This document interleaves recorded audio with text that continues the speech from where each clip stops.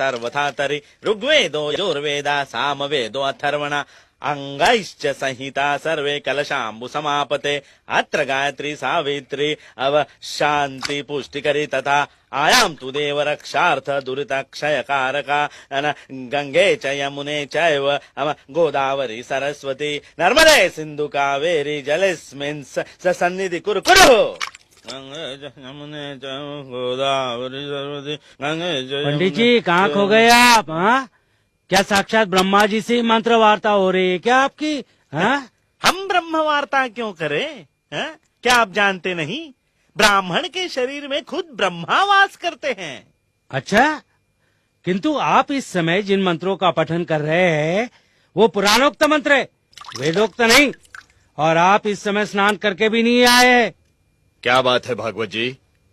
महाराज, नारायण स्वामी इस समय जो मंत्र पढ़ रहे हैं वो पुराणोक्त मंत्र है, किंतु राजा के स्नान के समय कभी भी वेदोक्त मंत्र पढ़ने का प्रावधान है और इसके लिए भज्जी को स्नान करके आना अनिवार्य है। और इस समय भज्जी स्वयं ही स्नान करके नहीं आए। भट्ट जी, बिना नहाए आप मंत्रोच्चार करके धर्म का सर्वनाश करना चाहते हैं?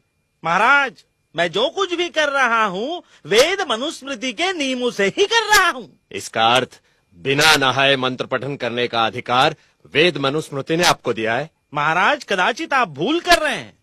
वेदोक्त पद्धति से विधि करते समय स्नान किया जाता है, पुराणोक्त पद्धति से विधि करते समय नहीं। आप भूल रहे हैं भट्ट जी, भागवत जी का कथन एकदम उचित है। शास्त्रानुसार राजा के स्नान विधि के समय मंत्र पुराणोक्त पद्धति से नहीं अपितु वेदोक्त पद्धति से पठन करना चाहिए तथा वेदोक्त पद्धति से पहले पुरोहित का स्नान करना अनिवार्य है। मैं कुछ भी नहीं भूला हूँ महाराज। जिस तरह आप राजा के कर्तव्य से भलीभांति परिचित हैं, ठीक उसी तरह मैं भी पुरोहित के कर्तव्य से अनभिज्ञ नहीं हूँ। तात्पर्य ये कि मैं ये सारा विधि पुराणोक्त पद्धति से बिना स्नान किए ही कर रहा हूँ। अर्थात आप हमें क्षत्रिय कुलवंशी ना समझकर। आप उचित ही समझ रहे हैं राजर्षि। जब तक सर्वशक्तिमान पुरोहित वर्ग आपको क्षत्रिय होने की मान्यता नहीं देता तब तक। नारायण भट्ट, धर्मानुसार ब्राह्मण श्रेष्ठ है महाराज, और मैं अपने ब्राह्मण धर्म का यथावत पालन कर रहा हूँ। जब तक आपको क्षत्रिय होने की मान्यता नहीं मिल जाती तब तक आप मेरे लिए शूद्र समान ही हैं। मैं क्या हूँ और क्या नहीं ये तुम मुझे बताओगे? मैं ठुकराता हूँ तुम्हारे नीति नियमों को, तुम्हारे चातुर्वर्ण के षड्यंत्र को।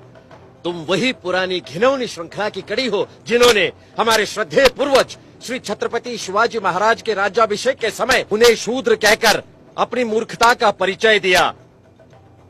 लेकिन मैं तुम्हारे इन पाखंडों को चलने नहीं दूंगा। निकल जाओ यहाँ से।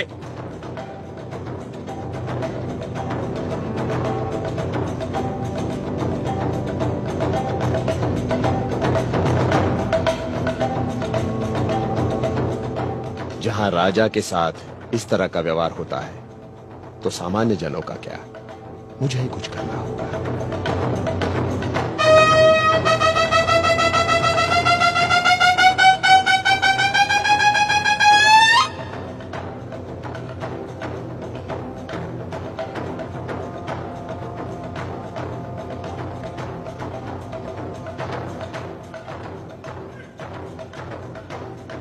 वर्णवाद ने हमें ही अपमानित किया है।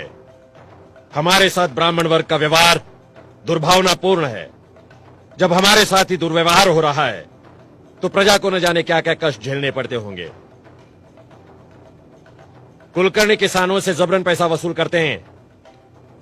वो किसानों का शोषण समाप्त करने के लिए हम कुलकर्णी प्रथा के बजाय पटवारियों की नियुक्ति करते हैं। हम ऐलान करते हैं कि राजकोष से कोई भी इनाम या उपहार ब्राह्मण वर्ग को नहीं दिया जाएगा। हमारे राज्य में सरकारी दफ्तरों में पिछड़ी जाति तथा निर्बल वर्ग को 50% आरक्षण लागू किया जाएगा तथा प्रत्येक देहात में प्राइमरी स्कूल खोला जाएगा। निम्न वर्ग के लोगों के लिए शिक्षा का व्यापक प्रसार किया जाएगा। मुस्लिम प्रजाजन शिक्षित बने इसलिए हम स्वतंत्र रूप से मुस्लिम शिक्षा समिति गठित कर रहे हैं। कोल्हापुर रियासत का प्रशासन बहुजन कल्याण के लिए वचनबद्ध है।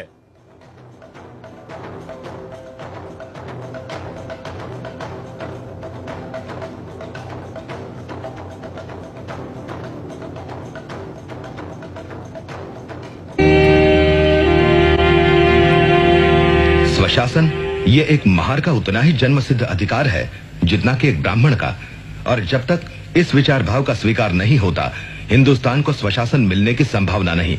जिस स्वराज में पिछड़ी जातियों को मूलभूत अधिकार नहीं मिलते वो सही स्वराज नहीं होगा, वो एक नई गुलामी होगी, एक महार। ओह, कितना प्रभावशाली विधान है। दीवान साहब, आप जानते हैं इस पत्र का अनामक लेखक कौन है? नहीं your highness. Doctor Ambedkar. Dattoba Pawar ने मुझे बताया।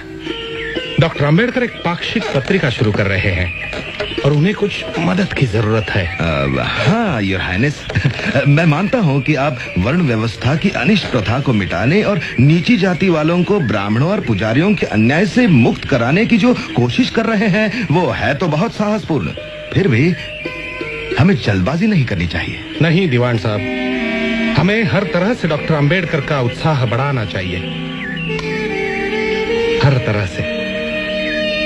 हम मदद करेंगे उनके पाक्षिक मूक नायक की। मूक नायक, वंचित जगत का नायक।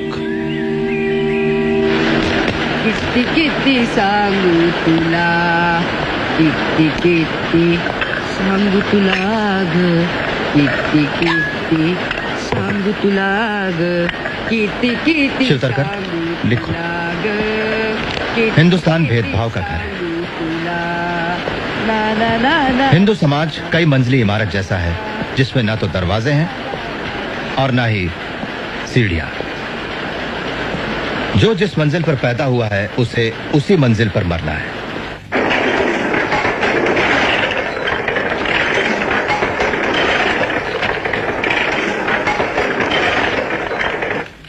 इस माणगांव परिषद ने मुझे विश्वास दिलाया है कि आपको अंबेडकर के रूप में अपना उद्धारक मिल गया। मुझे भरोसा है ये आपकी बेड़ियां तोड़ डालेंगे। इतना ही नहीं, वो समय आएगा, मेरा मन मुझे कहता है, जब अंबेडकर इस देश के अग्रणी और महान नेताओं में गिने जाएंगे।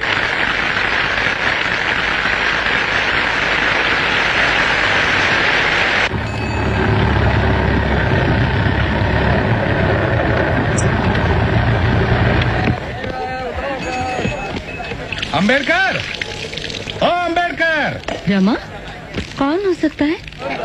ओ अंबेडकर! लगता है शाहू महाराज हैं। चलो ऊपर ही चलते हैं। जी।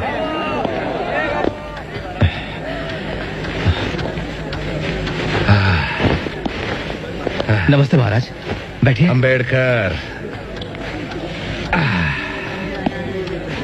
हाँ, एक कप तुम्हारी स्पेशल चाय मिलेगी बहन रमाबाई। रामो, चाय।